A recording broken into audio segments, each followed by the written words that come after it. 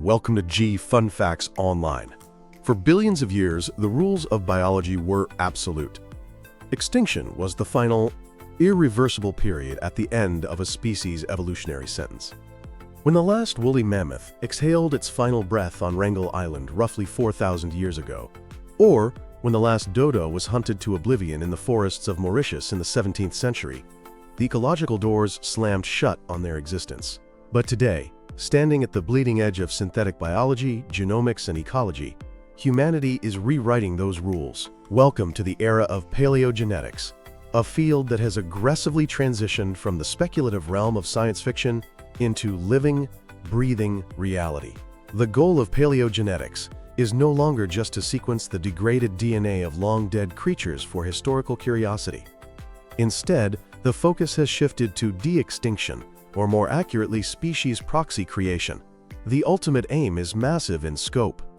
Scientists want to resurrect lost ecosystems, combat anthropogenic climate change, and undo the ecological damage wrought by millennia of human expansion.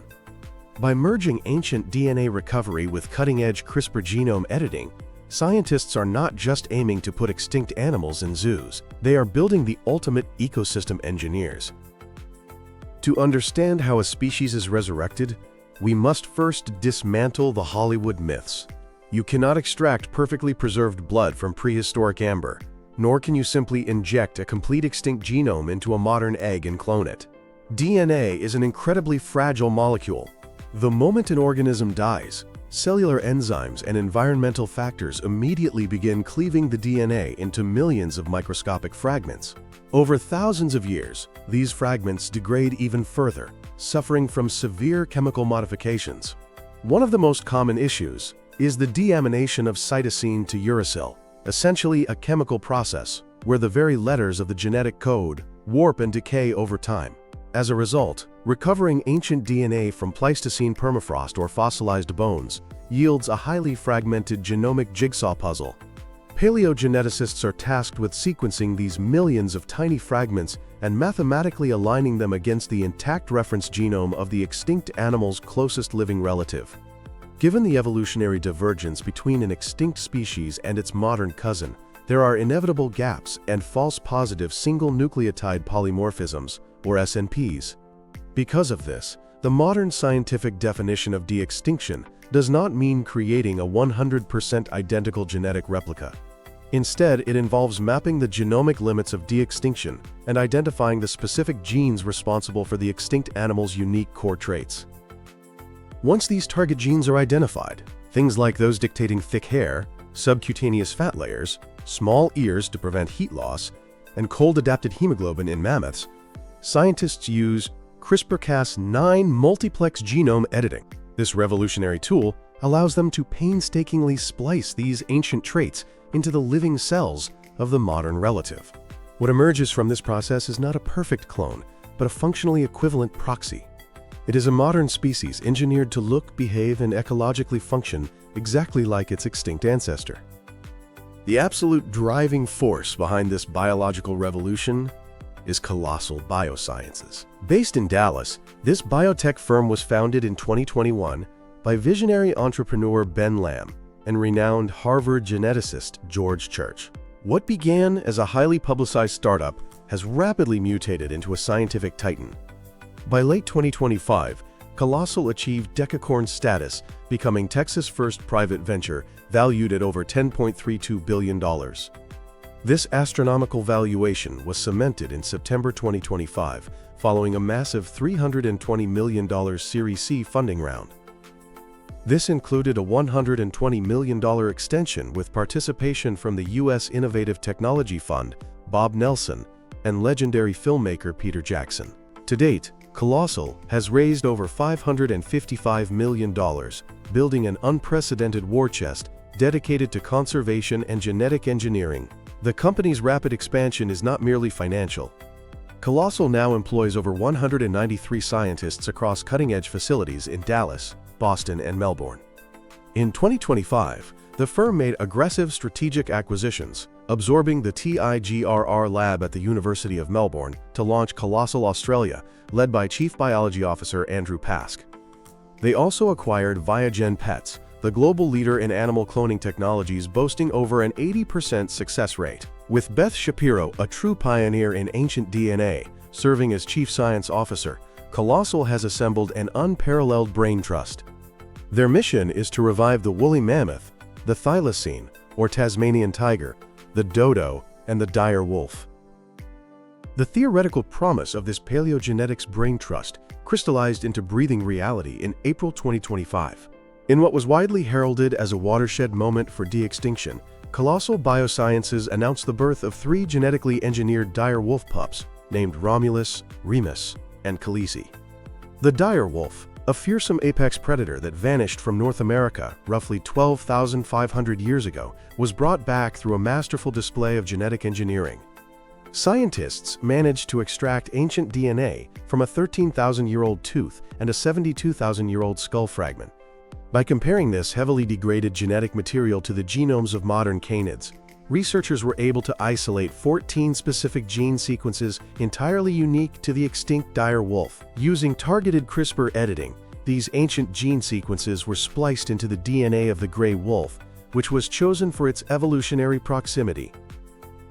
The process required a highly complex procedure known as somatic cell nuclear transfer. This involved removing the original nuclei from gray wolf egg cells and inserting the altered genetic material containing the dire wolf traits. These carefully prepared embryos were then implanted into domestic dog surrogates. While only 1 embryo survived in each of the first 2 surrogate dogs, both requiring cesarean sections, the successful births provided the world's very first living proof of concept for gene-driven species restoration. Today, those pups are exhibiting physical traits that perfectly match the fossil record, including distinct, robust body structures, larger teeth designed for crushing bone, and thick white coats. This dire wolf milestone irrevocably proved that resurrecting complex extinct traits was no longer theoretical. However, while editing mammalian DNA relies on cloning techniques that have been well refined since Dolly the sheep, resurrecting extinct birds presents an entirely different and arguably much more complex challenge. Because of the unique reproductive biology of birds, traditional cloning methods are entirely ineffective. You cannot simply implant an edited embryo into a hard-shelled egg. Colossal tackled this immense hurdle head-on with its Dodo Revival initiative. In September 2025, the company's Avian Genetics Group announced a historic world-first breakthrough. They successfully cultivated pigeon primordial germ cells, or PGCs, in a laboratory environment. Primordial germ cells are the embryonic precursors to sperm and eggs. By cultivating them in a lab, scientists created a living vehicle to transmit CRISPR-edited DNA to the next generation of birds. Colossal is currently utilizing the Nicobar pigeon, the closest living relative to the extinct dodo, to develop these dodo-specific PGCs. The long-term strategy sounds like science fiction, but it is purely brilliant biology. It involves integrating these gene-edited germ cells into a flock of surrogate chickens. These surrogate chickens will act as living biological factories. They will eventually produce fertile eggs that hatch chicks carrying the engineered traits of the dodo. This massive leap in avian reproductive science not only cleared the path for the dodo's return, but immediately triggered exciting new projects. This includes a major partnership with Peter Jackson and the Ngai Tahu Research Centre to revive the towering 12-foot-tall South Island giant moa of New Zealand. Yet, despite the awe-inspiring return of the dire wolf and the rapid, groundbreaking progress on the dodo, the crown jewel of paleogenetics remains the woolly mammoth. For Colossal, the mammoth represents the ultimate test of their technology and the critical key to their broader ecological mission. Colossal scientists are utilizing the Asian elephant as their baseline genome, which makes sense, as the Asian elephant shares 99.6% of its DNA with the woolly mammoth. By early 2025, the team had already successfully edited more than 25 mammoth-specific genes into Asian elephant cells. These edits focus strictly on the core physiological characteristics required to survive in sub-zero Arctic conditions. We are talking about highly altered fat metabolisms, thick insulating hair, dramatically reduced ear sizes to mitigate frostbite, and specialized hemoglobin that efficiently transports oxygen at freezing temperatures. To prove the efficacy of these specific genetic edits, Colossal previously created what they called a woolly mouse. This was a chimeric rodent engineered with mammoth DNA that successfully exhibited accelerated fat metabolism and grew a long, golden coat. But the ultimate goal is far larger and far more ambitious. Colossal is operating on an aggressive, concrete timeline. They are officially on track to have mammoth and elephant hybrid embryos ready for implantation into Asian elephant surrogates by the end of 2026. The monumental goal is for the first mammoth calf to take its first steps in 2028. If Colossal Biosciences is the biological engine of de-extinction, the 20-square-kilometer reserve known as Pleistocene Park is its ultimate destination. Located on the Kolyma River south of Chersky, in the Sakha Republic of northeastern Siberia, this grand ecological experiment was founded in 1996 by visionary Russian scientists Sergei and Nikita Zimov. The Zimovs formulated a radical hypothesis regarding the end of the Pleistocene epoch. Approximately 20,000 years ago, northern Siberia was not the barren, mossy, dark taiga and tundra we see today. It was the mammoth steppe, the absolute largest biome on Earth. It was an incredibly rich, highly productive grassland ecosystem, teeming with millions of large herbivores, including mammoths, woolly rhinoceroses, bison, horses, and cave lions. The conventional scientific consensus held that climate change at the end of the last ice age destroyed this magnificent ecosystem. The Zimovs, however, hypothesized that human overhunting of the megafauna was the true culprit. Without the massive herbivores to constantly graze, trample brush, and fertilize the soil with their waste, the deep-rooted grasses were quickly outcompeted by slow-growing, low-productivity mosses, shrubs, and larch forests. Pleistocene Park is a meticulously controlled attempt to reverse-engineer this lost biome. The core philosophy driving the park is finding nature-based solutions to climate change. Right now, the Arctic permafrost is a planetary ticking time bomb. This permanently frozen layer of soil contains massive stores of organic carbon. If it thaws, it threatens to release greenhouse gases, specifically carbon dioxide and methane, equivalent to all other anthropogenic emissions combined. By repopulating the Arctic with a high density of grazing animals, the Zimovs are physically altering the landscape to act as a colossal climatic refrigerator. The ecological mechanisms at play are brilliantly simple. In the deep winter, the ambient air in Siberia drops to -58 degrees Fahrenheit, or -50 degrees Celsius. But the thick layer of winter snow acts as a heavy insulating blanket, keeping the permafrost below relatively warm. When large herds of herbivores forage during the winter, they constantly trample and scrape away this snow to reach the buried grass. This action exposes the ground directly to the severe Arctic air, driving the deep winter freeze further into the soil and drastically lowering the permafrost temperature. Furthermore, shifting the landscape from dark boreal forests and shrubs back to open, lighter-colored grasslands drastically increases the region's albedo effect. Lighter grasses reflect significantly more of the sun's solar radiation back into space, whereas dark forests absorb the heat, further warming the region and threatening the permafrost. Pasture ecosystems in the Arctic also boast a much higher capacity to absorb greenhouse gases and sequester carbon deep within the extensive root networks of the soil compared to modern, mossy tundra. For decades, the Zimovs have been manually reconstructing this ecosystem. Starting in 1988 with early animal introductions, they have painstakingly shipped in herds of beasts to populate the park. Today, the reserve proudly hosts over 100 animals representing 9 major herbivore species, including reindeer, Yakutian horses, moose, Kalmykian cows, sheep, goats, domestic yaks, musk oxen, and wild Bactrian camels. In a notoriously grueling 2019 expedition, Nikita Zimov drove 12 steppe bison all the way from Denmark to Siberia, and the park acquired 24 more plains bison and 14 musk oxen in 2023. These herbivores are doing exactly what they were hypothesized to do. They are knocking down shrubs, devouring the moss, and actively allowing native grasses to reclaim the soil. But the ecosystem is missing its keystone species.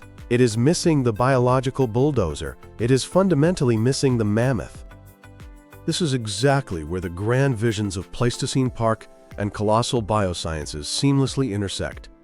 Sergei Zimov works in incredibly close collaboration with George Church. While bison and horses can trample snow and eat grass, they cannot effortlessly knock down fully grown larch trees.